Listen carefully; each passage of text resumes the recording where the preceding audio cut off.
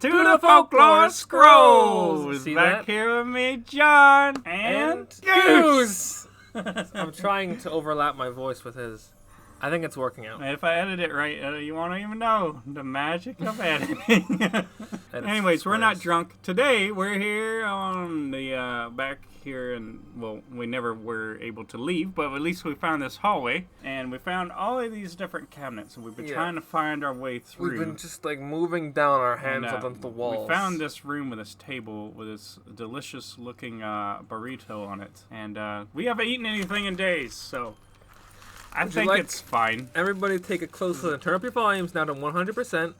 Get your high-definition earplugs on, because I'm about to take a bite. Might be an SCP. I'm going to take a bite right now. Let's see what happens.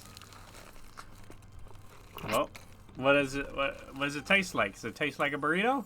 Something somewhere between asphalt and, like, dreams. Sounds like Taco Bell to me. Anyways, underneath this burrito, what is this? Piece of paper? Oh. It's written on some napkins. Yeah, okay. And this Hold on, I gotta use it on my face. Now, let me see if I can look through this grease here. Alright, this says SCP-2037, and this is an object class safe. Special containment procedures is all SCP-2037 specimens are to be contained in an enclosed container with the minimum size of a 10 meter by 10 meter by 3 meter. You kind of let me down. I hope it was 10 by 10 by 10. I know, right? It kind of messed up. The specimens should always have sufficient access to fresh hay, grass, and water.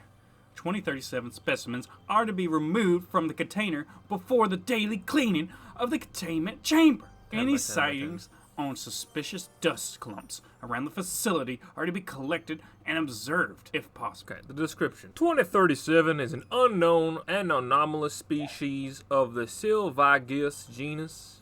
Mm-hmm. That is Sylvilagus, if you didn't know. Guinness. Specimens have an appearance similar to the Sylvilagus aduboni, the desert cottontail rabbit for all you laymen's out there. Bokai? 2037 also share a common diet with other species in the genus Sylvilagus. Right. My favorite word.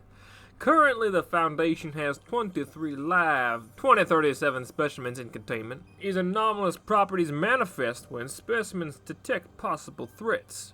When approached by any unknown or threatening subject, SCP-2037 will flee from the subject. Specimens are reported to quickly transform its body into a clump of dust while running. In dust state 2037, specimens are very resistant to physical harm and are able to travel short distances if strong winds are present. When a significant enough amount of dust is lost, the specimen in dust state will try to collect and accumulate dust from its environment. If the loss is too significant to regain, 2037 will decrease in size when returning to normal state. So what this sounds like is that they're dust bunnies. A keen observation, my good man. A keen observation. I mean, the picture of bunnies up here helped me, but yeah, like the whole hay and everything else. So like they run away from you like a regular bunny does, but instead of running, they turn into dust and fly with the wind.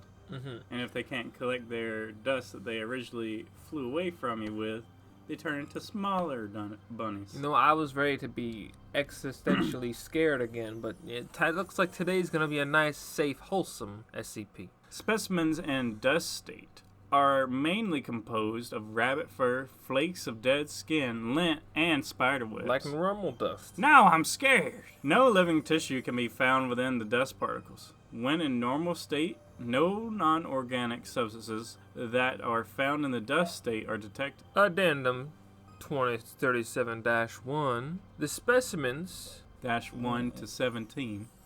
Were originally found in the blank park. I'm going to put that as National. Thank you.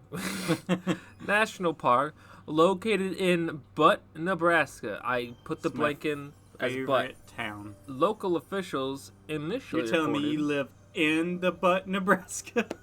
In the butt of Butt, Nebraska? No, I live right outside of the Butt. I live like in the middle of Butt and Cheeksville. Adult show here, folks. Very highbrow commentary. Local officials initially reported that there was an excessive amount of dust located throughout the park. How would they know? It's like grass and dirt. How would you see dust? I guess that's what makes it abnormal. 2037 first came to the Foundation's attention when Agent Parkinson's, because that sounds like an actual agent name, but also it's not. He was really old. He doesn't want to retire. Witnessed 2037 specimen entering dust state. Site 8, it's blank, but I'm saying 8, was established near National Park. In the event in... wow, it doesn't even give us a year. Or date. I'm going to say 4/20/1969. That's just a random number with no real reference or occurrence to anything else. I just came to me for some reason. I don't know why. Nice. So Addendum 2037-2. Logs of Test 2037-B and Test-C. Give me some B. So -B.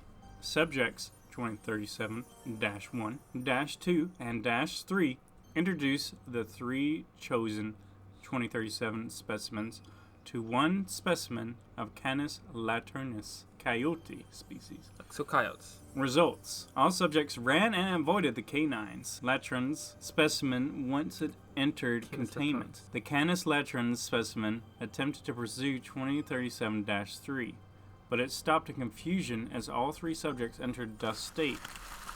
The coyote specimen showed no sign of interest for the subject in the dust state after. The specimens have been shown that 2037 is capable of surviving almost any predator attack. Considering the speed they reproduce, they can easily overpopulate an ecosystem. That's pretty. Dr. Blank. That's pretty interesting. So it's like a form of evolution in a sense. Real interesting. Let me just take a bite of this burrito. Oh. We don't even know if that's an SCP yet. Let's and see. You've gone to -C. Test log -C. SCP-2037-6. That's the subject. Procedure. See what is the smallest size SCP-2037 can become by separating portions of dust from the specimen in dust state. Split 1/2 of the current dust clump size and continue separating half the dust clump remaining from each split. After SCP-6 entered dust state, 1/2 of the dust clump was removed and placed in a separate room. Subject returned to normal state. Blank minutes after with a smaller size. I'm going to say 3. 3 minutes. Yeah, it looks like it's a single-digit number. Yeah, so I'm going to say 3. Minutes later, a smaller size. Then, a half of the remaining portion was removed again. Subject returned to normal state, say another 3 minutes later, with half of the previous size. After the 5th split, the subject ceased returning to normal state. So the subject would need to regain a certain size in order to possibly return to the normal state, says Dr. Wormenhide. That's a fake name. Note, the separated dust in the other chamber was reported later to transform back to a normal form, which was genetically identical to the other half of the subject in the normal. Addendum -3. In 4/20/1969 at 4:20 p.m., SCP-2037-19 expired from excessive tumorous growth on its head caused by a Shope papillina virus infection. Within 5 hours, all That looks like a 3-digit number right there. Okay, within 952 hours, so about 3 years, all flesh growth on 2037-19 was decomposed. Approximately 5 minutes later, the skeleton was reported to transform to a large clump of dust, and back to skeleton form 5 minutes later. SCP-2037 is not exactly a living rabbit species, in contrary to what we previously assumed. Wait. Dr. White. Give me a summary of what just happened. So, one of them died because it had like some kind of growth on its head. And then within a few hours, it was all decomposed. And then like a few minutes later, the skeleton transformed to dust. And then it transformed back into a skeleton. After it had been already dead. Yeah. Which means it doesn't need to be alive. Right. Interesting. Very interesting. Look, ghost dust, demon dust.